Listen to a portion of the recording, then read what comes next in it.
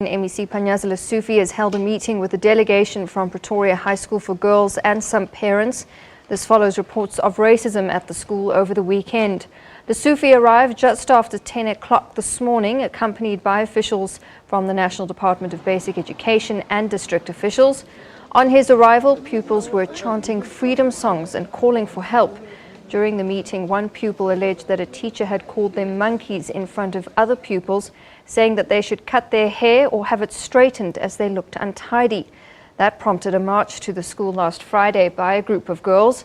Meanwhile, students from the University of Pretoria are toying outside the school premises, pledging their support. A large contingency of police is also keeping a close eye on developments there.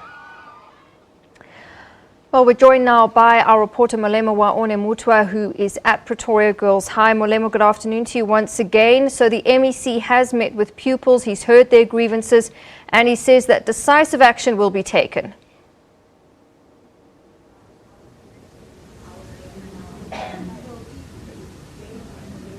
Good afternoon, Natasha. Yes, the MEC has been here since morning. And he has just concluded his meeting with the learners who claim to have been subjected under racial slurs by some of their teachers, with others alleging that they've been called monkeys in front of their fellow learners, and that they've been told their hair look untidy and that it had to be straightened up.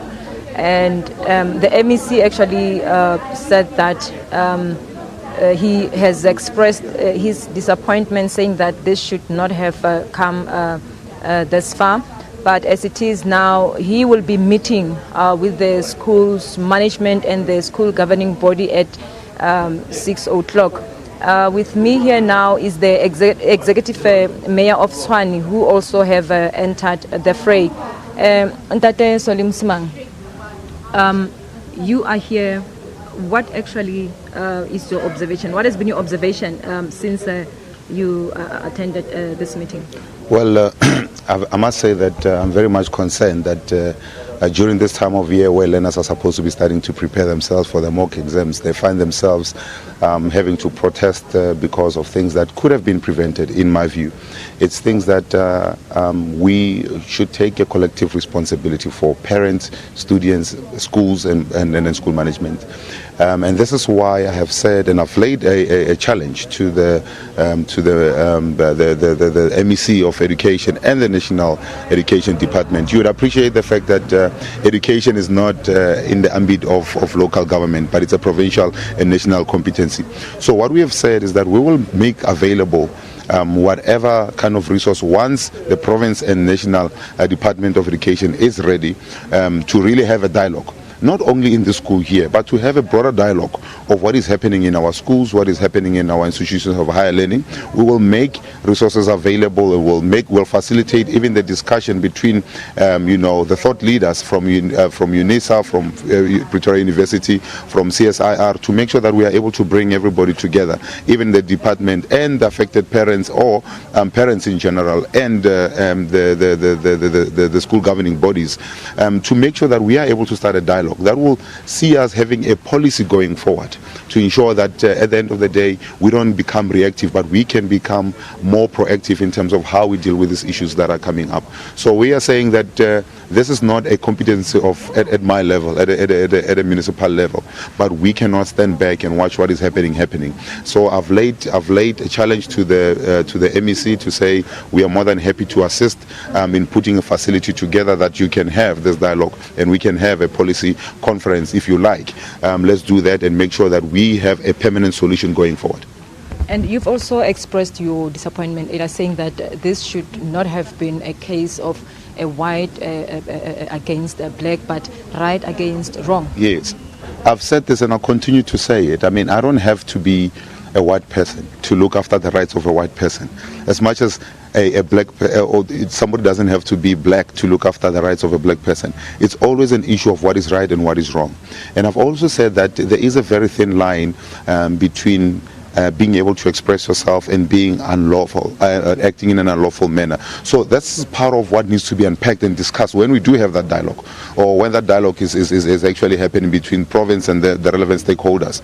So what we are saying is that let us find a permanent solution so that we don't have something like what is happening now at Pretoria Girls High happening somewhere else, that we can be more proactive and deal with it more decisively before it spreads, as what is currently rumored that it will spread to other schools as well. I'm told that there's one or two other schools where there's a ticking bomb where it's waiting to explode. I'm saying to the MEC, I'm saying to the national minister, let us be more proactive. Let us find a permanent solution to this. Let's not react when there is these issues that are coming up. We've made whatever resources at our disposal available to them, but it cannot be a Tshwane decision or a Tshwane-driven initiative. It has to be an initiative by the province. It has to be an initiative by national government, and will only assist them because it's in our best interest to make sure that our schools in a city, and indeed the whole province and the whole country, are functioning the way they're supposed to be functioning without trampling on anybody's rights. And can a uniform code of conduct be a solution? That is for a school in somewhere Waterkloof and the one perhaps somewhere in Winterveld? Oh yes, I mean those are things that needs to come out of the dialogue that I'm talking about. To say what are the standards that are being applied in a school in your rich suburb, as an example, or in an affluent area like what we have here. This is what is the standards that are being applied in Soul Ridge High, in Atteridgeville. So we need to find unison, so that when we are saying at the end of the discussion we're having this kind of a policy, and this is the code of conduct that needs to be now acted upon, everybody's on the same page. It cannot be that you're having special rules for this school and special rules for that school. It cannot be that the only school that is receiving attention is this school because it's Toitoi, and that school is not receiving attention. I mean, we have schools that discipline is still a real matter of concern. You have schools where you have a situation where drugs are a norm, and it cannot be. It cannot be. We need to find out what is working, what is not working, and we need to find a permanent solution. But again, it is a provincial and national competency. All we are doing is to say, Tshwane, we cannot sit back. We are offering to assist in whatever manner that is at our disposal, but we are laying a challenge to the province and to national to really act on this matter.